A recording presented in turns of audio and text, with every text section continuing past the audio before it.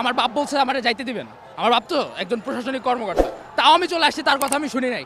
আমার জাস্টিস দরকার। এদিকে লালাই দিতে ছাত্রলীগ, ও আরো সুন্দর। আমার ভাইরা যে মরছে না, আমি সেটা জাস্টিস পাওয়ার জন্য আসছি। সেটা জাস্টিস পাওয়ার জন্য আমি আসছি। আমার ভাইদের রক্তে আজকে রাজপথ লাল হয়ে গেছে, সেটা জাস্টিসের জন্য আসছি। আমি বাসায় বসে থাকি, আমার বাপ বলছে আমারে যাইতে দিবেন। আমার বাপ তো একজন প্রশাসনিক কর্মকর্তা, তাও আমি চলে আসছি, তার কথা আমি শুনি নাই। আমার জাস্টিস দরকার। আমরা তো পিসফুলি আন্দোলন করতেছিলাম, কি জন্য আমাদের উপরে গুলি চালানো হবে, কি জন্য আমাদের উপরে লাঠিচার্জ করা হবে। এদিকে লালাই দিতে ছাত্রলীগ, ও আরো সুন্দর। এখন ওই যে যাবো, মাইর খাবো।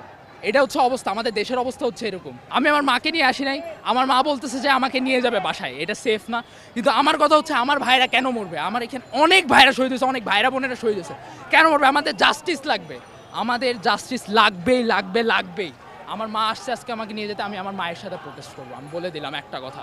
আর যত দিন পর্যন্ত আমরা এটা জাস্টিস না পাবো, ততদিন পর্যন্ত আমরা রাস্তার মধ্যে শুয়ে রাস্তা ব্লকেট করে মিছিল করতে থাকবো। এরকম বলে দেন সবাইকে।